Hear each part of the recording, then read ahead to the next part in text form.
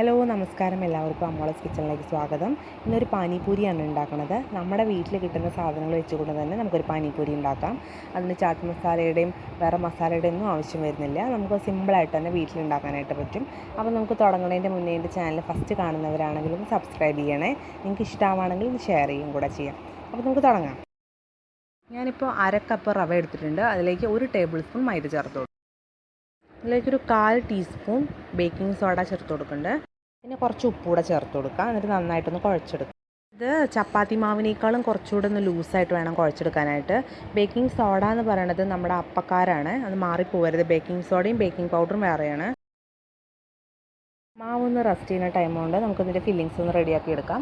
ഞാനിപ്പോൾ സാധാരണ നമ്മൾ പുട്ടിലൊക്കെ ഉപയോഗിക്കുന്ന കടലയാണ് എടുത്തിട്ടുള്ളത്. നിങ്ങൾക്ക് വേണമെങ്കിൽ വൻപയർ അല്ലെങ്കിൽ വെള്ളക്കടല ഉണ്ടല്ലോ, അതൊക്കെ ഉപയോഗിക്കാം. പക്ഷേ ഞാനിപ്പോൾ ഈ കടലയാണ് എടുത്തിട്ടുള്ളത്. അതൊരു ബൗൾ എടുത്തിട്ടുണ്ട്.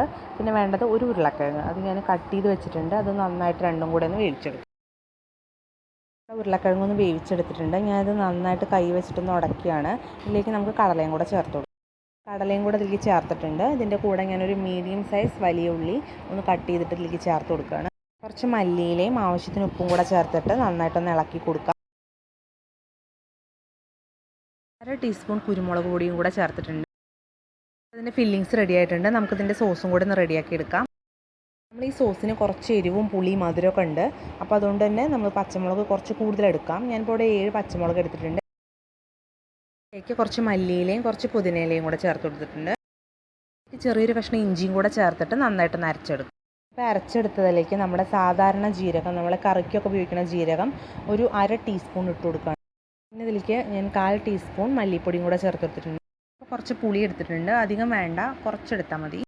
ഒരച്ച് ശർക്കരയും കൂടെ വേണം. പുളിയും ശർക്കരയും കൂടെ നന്നായിട്ടൊന്ന് തിളപ്പിച്ചെടുക്കാം. പുളിയും ശർക്കരയും കൂടെ നന്നായിട്ട് തിളച്ച് വന്നിട്ടുണ്ട്. ഇതും കൂടെ നമുക്കൊന്ന് അരിച്ചെടുത്തിട്ട് നമ്മുടെ സോസിലേക്ക് ഒഴിച്ചു കൊടുക്കാം. റസ്റ്റ് ചെയ്യാനായിട്ട് വെച്ചിട്ടുള്ള മാവ് ഇപ്പോൾ നന്നായിട്ട് പൊങ്ങി വന്നിട്ടുണ്ട്. മാവ് ഞാനൊന്ന് 2 പോർഷനായിട്ട് മാറ്റിയിട്ടുണ്ട്. അപ്പോൾ പരത്തിയെടുക്കുമ്പോൾ നന്നായിട്ട് കട്ടിയാവരുത്. കണ്ടോ, ഈ ഒരു കൺസിസ്റ്റൻസിയിലാണ് ഇത് പരത്തിയെടുക്കേണ്ടത്. നന്നായിട്ട് തിന്നും ആവാൻ പാടില്ല. ഞാനിപ്പോൾ ഇവിടെ ഒരു ഗ്ലാസ്സാണ് എടുത്തിട്ടുള്ളത്. മാവ് ഒന്ന് റൗണ്ടായിട്ടൊന്ന് കട്ട് ചെയ്തെടുക്കാൻ വേണ്ടിയിട്ട്. നിങ്ങൾക്ക് വേണമെങ്കിൽ വല്ല ബോട്ടിലൊക്കെ ഉപയോഗിക്കാം കേട്ടോ. അപ്പോൾ പരത്തിയെടുത്തുള്ള മാവ് ഇങ്ങനെ ഗ്ലാസ് വെച്ചിട്ടൊന്ന് കട്ട് ചെയ്തെടുക്കുകയാണ്.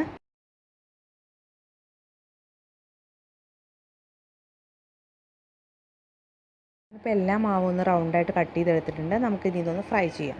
ഏത് ഓയിൽ വേണമെങ്കിലും ഉപയോഗിക്കാം കേട്ടോ. എണ്ണ നന്നായി ചൂടായതിന് ശേഷം ഇട്ട് കൊടുക്കാൻ പറ്റുള്ളൂ. അതിന് ശേഷം നമ്മൾ നമ്മുടെ തവ വെച്ചിട്ട് നന്നായിട്ടൊന്ന് പ്രസ് ചെയ്ത് കൊടുക്കുക. അപ്പോഴേ അതൊന്ന് പൊങ്ങി വരുള്ളൂ. നന്നായിട്ടൊന്നിങ്ങനെ അമർത്തി കൊടുക്കുമ്പോൾ നന്നായിട്ട് പൊങ്ങി വരും. എണ്ണ നന്നായിട്ട് ചൂടായിട്ടിരിക്കാൻ ശ്രദ്ധിക്കണം.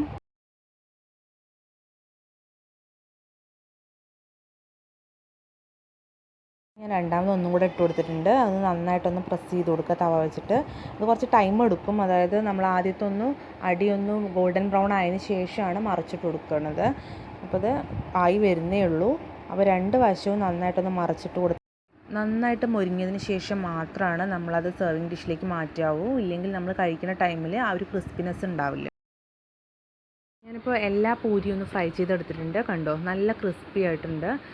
നമ്മളത് വിരൽ കൊണ്ടൊന്ന് പ്രസ് ചെയ്യുമ്പോൾ നല്ല ഹാർഡാണ്. ഇതാണ് അതിൻ്റെ ഒരു പാകം. എല്ലാം ഇങ്ങനെ ചെയ്തെടുക്കും.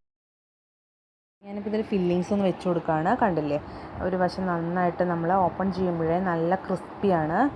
അതിൻ്റെ ഉള്ളിലേക്ക് നമ്മുടെ മസാല ഫില്ല് ചെയ്ത് കൊടുക്കുകയാണ്. നന്നായി വന്നിട്ടുണ്ട്. സ്പൂൺ വെച്ചിട്ട് നമ്മുടെ മസാല ഒന്ന് ആദ്യം ഫില്ല് ചെയ്തെടുത്തിട്ടുണ്ട്. ഇതിലേക്ക് നമ്മുടെ സോസും കൂടെ ഒന്ന് ഒഴിച്ചു കൊടുക്കും. ഞാനിപ്പോൾ എല്ലാ പൂരിയും ഒന്ന് ഫില്ല് ചെയ്ത് വെച്ചിട്ടുണ്ട്. ഇനി നമ്മൾ ഈ സോസിലൊന്ന് ഡിപ്പ് ചെയ്ത് കഴിക്കുന്നത് വളരെയധികം ടേസ്റ്റാണ്. വെറുതെ പറയണതല്ല, നല്ല അടിപൊളിയാണ്. നിങ്ങളെല്ലാവരും ട്രൈ ചെയ്ത് നോക്കണം. നിങ്ങൾക്ക് എല്ലാവർക്കും ഇഷ്ടമുണ്ടാവും. പ്രത്യേകിച്ച് നമ്മുടെ വീട്ടിൽ കിട്ടുന്ന സാധനം വെച്ചിട്ടാണ്. ഇതിലിപ്പോൾ ചാട്ട് മസാലയൊന്നും ചേർത്തിട്ടില്ല. അതെല്ലാം നമ്മുടെ വീട്ടിൽ കിട്ടുന്ന സാധനങ്ങളാണ്. അപ്പോൾ എല്ലാവരും ട്രൈ ചെയ്ത് നോക്കുക. നിങ്ങൾക്ക് ഇഷ്ടമായിട്ടുണ്ടെങ്കിൽ ഷെയർ ചെയ്യണേ, ലൈക്ക് ചെയ്യണേ. അപ്പോൾ മറ്റൊരു വീഡിയോ ആയിട്ട് വീണ്ടും കാണാം. താങ്ക്